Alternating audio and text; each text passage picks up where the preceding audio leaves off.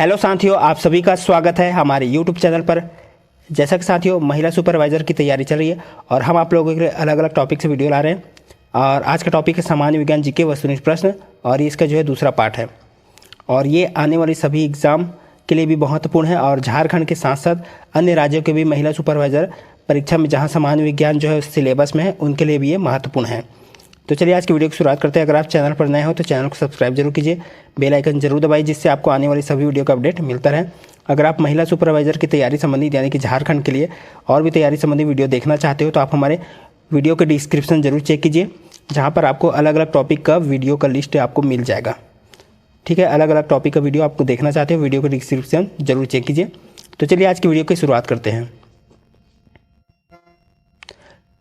तो आज का पहला प्रश्न है, आहार नली में अंगों द्वारा स्रावित कौन सा रस वसा के पाचन में महत्वपूर्ण भूमिका निभाता है। चारों ऑप्शन इसमें से जरूर देखिए। प्रश्न को जो है एक बार और अच्छे से देख लीजिए। आहार नली में अंगों द्वारा स्रावित कौन सा रस वसा के पाचन में महत्वपूर्ण भूमिका निभाता है। तो इस प्रश्न का जो सही उत्तर हो जाएगा वो है ऑप्शन 3, पित्त रस अग्नाशयी रस। ये जो है वसा के पाचन में जो है महत्वपूर्ण भूमिका निभाता है। चलिए इसके बारे में थोड़ा सा डिटेल यहाँ पे देखते हैं। तो यहाँ पे सही उत्तर है पित्त रस अग्नाशयी रस। और देख सकते हैं अंगों द्वारा जो है स्रावित पित्त रस अग्नाशयी रस वसा के पाचन में महत्वपूर्ण भूमिका निभाता है। पित्त रस यकृत द्वारा स्रावित होता है। तो ये भी आपको जानकारी रखना है, यहाँ से भी प्रश्न बन सकते हैं बहुत सारे। तो इन डिटेल को जो है ज़रूर अच्छे से देखिए। पित्त रस जो है यकृत द्वारा स्रावित होता है। इसमें किसी भी प्रकार के एंजाइम नहीं होते हैं। पित्त रस भोजन को क्षारीय बनाने और वसा के अणुओं को तोड़ने में सहायता करता है। तो ये जानकारी आपको ध्यान में रखना है।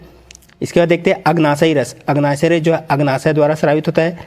इसमें एमाइलेज, ट्रिप्सिन, अग्नाशयी लाइपेज, न्यूक्लियेज, एमाइलेज और लाइपेज जैसे एंजाइम इसमें होते हैं। पित्त रस में एंजाइम नहीं होते हैं। अग्नाशयी रस का स्राव जो है हार्मोन स्रावी और कोलेसिस्टोकिनिन द्वारा नियंत्रित किया जाता है। अग्नाशयी रस का जो है स्राव जो है यहाँ पे कोलेसिस्टोकिनिन द्वारा जो यहाँ पे नियंत्रित किया जाता है अग्नाशयी रस के स्राव को।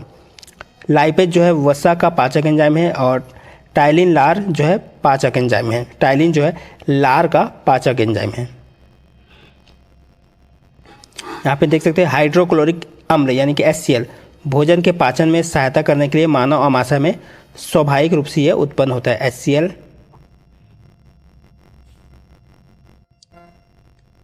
अगला प्रश्न है, निम्नलिखित में से किस जलीय जंतु में गलफड़े नहीं होते हैं। इनमें से पहचाना कि किस में गलफड़े नहीं होते हैं। तो इसका जो राइट आंसर है ऑप्शन चौथा नंबर व्हेल। व्हेल मछली यहाँ पे इसमें गलफड़े नहीं होते हैं। क्यों नहीं होते चलिए देखते हैं। तो यहाँ पे डिटेल देखते हैं। गलफड़ा जो है एक श्वसन अंग है जो अधिकांश जलीय जीवों में पाया जाता है। और गलफड़े जो है पानी से घुलित ऑक्सीजन को निकाल सकते हैं और कार्बन डाइऑक्साइड उत्सर्जित कर सकते हैं। ये गलफड़े का जो है फंक्शन है। ऑक्टोपस, स्क्विड, क्राउन फिश, टेटफॉल, झींगा आदि में गलफड़े पाए जा सकते हैं। लेकिन जो है व्हेल में श्वसन अंग फेफड़े होते हैं, क्योंकि व्हेल जो है स्तनधारी है। ठीक है, ये मछली नहीं है व्हेल, ये स्तनधारी है। और स्तनधारियों में जो है श्वसन अंग क्या होता है, फेफड़ा। जैसे कि मनुष्य स्तनधारी है, बाकी जानवर जो है स्तनधारी है। जितने भी स्तनधारी है उनका जो है श्वसन अंग फेफड़ा होता है। और जो जलीय जीव होते हैं उनमें जो श्वसन अंग क्या होता है, गलफड़ा होता है। तो व्हेल यहाँ पे याद रखना, व्हेल स्तनधारी है और वो फेफड़े से श्वास लेता है। यहाँ पे देख सकते हैं कुछ विभिन्न पशुओं के देह श्वसन अंग दिए गए हैं। केचुआ का जो श्वसन अंग होता है वो त्वचा होता है। तो यहाँ से भी प्रश्न बनेंगे, तो इसको भी ध्यान में रखिए। व्हेल का श्वसन अंग होता है फेफड़ा। मकड़ी स्कॉर्पियन का जो है श्वसन अंग होता है वो फुफ्फुस। कॉकरोच का होता है श्वास नली। टेटपोल या मछली, झींगा इनके जो है गलफड़े होते हैं जितने भी जलीय जीव है। और मेढक जो है त्वचा भी श्वास लेता है, त्वचा से, फेफड़े से भी श्वास लेता है और मुख गुहा से भी श्वास लेता है। तो ये देख सकते हो मेढक जो है इस तरह से ये श्वास लेता है। उसके बाद है उभयचर, स्तनधारी और पक्षी। ये इन तीनों का जो है यहाँ पे देख सकते हो फेफड़े हैं। उभयचर में जितने भी आते हैं, स्तनधारी में जितने भी जीव आएंगे और पक्षी, ये सभी फेफड़े से श्वास लेते हैं। चलिए इसी के साथ अगला प्रश्न देखते हैं। अगला प्रश्न है हमारे पास, निम्नलिखित में से कौन सा अंग एक प्रोकैरियोटिक कोशिका के समानता दिखाता है।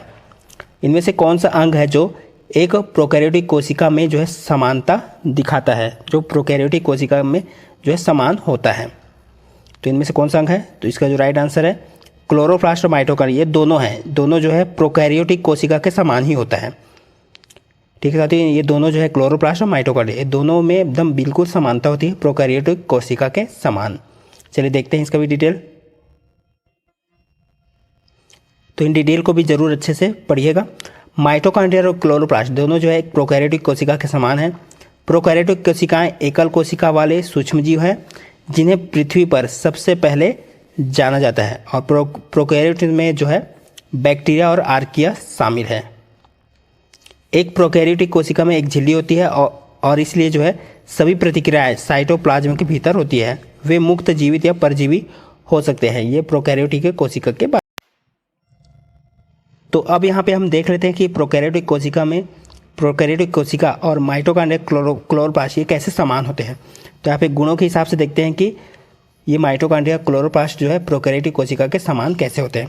तो पहला जो गुण है एक्स्ट्रा सर्कुलर डीएनए, तो प्रोकैरियोटिक कोशिका में उपस्थित होता है, माइटोकॉन्ड्रिया में उपस्थित और क्लोरोप्लास्ट में भी उपस्थित। तो इस तरह से हम सभी में देखते हैं। और जो राइबोसोम होता है तीनों में जो है क्या होता है 70S। प्रतिकृति, तो इनमें भी बाइनरी विखंडन, इसमें भी बाइनरी विखंडन, इसमें भी बाइनरी विखंडन। आकार 1 से 10 माइक्रोमीटर, तो तीनों में 110 माइक्रोमीटर, 1 से 10 माइक्रोमीटर। तो ये देखो प्रोकैरियोटिक कोशिका, माइटोकॉन्ड्रिया और क्लोरोप्लास्ट ये तीनों समान हैं। पृथ्वी पर उपस्थिति लगभग 1.5 अरब साल पहले, ये भी 1.5 अरब साल पहले, ये भी 1.5 अरब साल पहले। इलेक्ट्रॉन परिवहन प्रणाली, तो कोशिका के प्लाज्मा झिल्ली में पाया जाता है, और यहाँ पे जो है माइटोकॉन्ड्रिया के प्लाज्मा झिल्ली में पाया जाता है, और क्लोरोप्लास्ट के भी जो है यहाँ पे प्लाज्मा झिल्ली में पाया जाता है। तो इस समानता की वजह से जो है माइटोकॉन्ड्रिया और क्लोरोप्लास्ट जो है प्रोकैरियोटिक कोशिका के समान है। तो चलिए अगला प्रश्न हम देखते हैं। अगला प्रश्न है सबसे बड़ी कोशिका किसकी होती है? तो सबसे बड़ी कोशिका जो है वो है ऑप्शन सी शुतुरमुर्ग का अंडा, ये सबसे बड़ी कोशिका है। अगला प्रश्न है कौन सा कोशिकांग आत्मघाती तहला कहलाता है? यानी कि किस कोशिका को जो है आत्महत्या की थैली भी यहाँ पे कहा जाता है। कौन सा कोशिकांग, कौन सा कोशिका के जो अंग है उसको जो है यहाँ पे आत्मघाती थैला कहलाता है, कौन सा है? तो वो है इसका जो राइट आंसर है ऑप्शन बी, लाइसोसोम को जो है आत्महत्या की थैली या आत्मघाती थैला कहते हैं। अगला प्रश्न है पृथ्वी किसकी परिक्रमा करती है? तो पृथ्वी जो है इनमें से सूर्य की परिक्रमा करती है। ठीक है साथियों, बीच में ऐसे सूर्य रहता है सौरमंडल में हमारे, और चारों तरफ उनके पूरे ग्रह रहते हैं इस तरह से।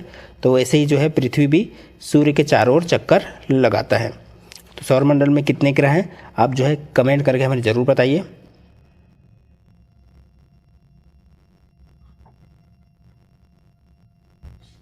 अगला प्रश्न है निम्नलिखित में से कौन सौरमंडल का सदस्य नहीं है?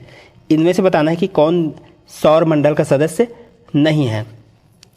तो चारों ऑप्शन आप जरूर देखिए। इसका जो राइट आंसर है वो है ऑप्शन सी नक्षत्र, ये सौरमंडल का सदस्य नहीं है। अगला प्रश्न है चंद्रमा पर क्या नहीं होता है? इनमें से जरूर देखिए चंद्रमा पर क्या नहीं होता। तो चंद्रमा पर जो है यहाँ पे वायुमंडल नहीं है। अभी तक जो है यहाँ पे चंद्रमा पर यहाँ पे वायुमंडल नहीं है।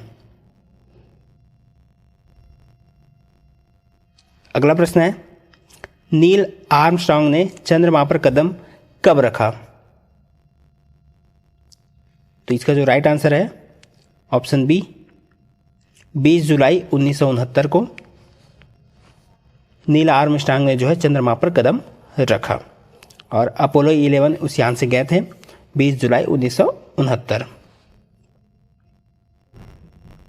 चलिए देखते हैं आखिरी प्रश्न। चंद्रमा के प्रदीप्त भाग की विभिन्न आकृतियों को क्या कहते हैं? जो चंद्रमा का जो प्रदीप्त भाग होता है, चमकीला भाग, उसे जो है विभिन्न आकृति को जो होता है उसको क्या कहते हैं? तो उसे कहते हैं चंद्रमा की कलाएं। ऑप्शन ए इसका राइट आंसर हो जाएगा। तो साथियों ये था आज का हमारा प्रश्न। आज की वीडियो को देखने के लिए बहुत बहुत धन्यवाद। चैनल पर नए होंगे तो सब्सक्राइब जरूर कीजिएगा। मिलते हैं इसी तरह और अगले वीडियो के साथ।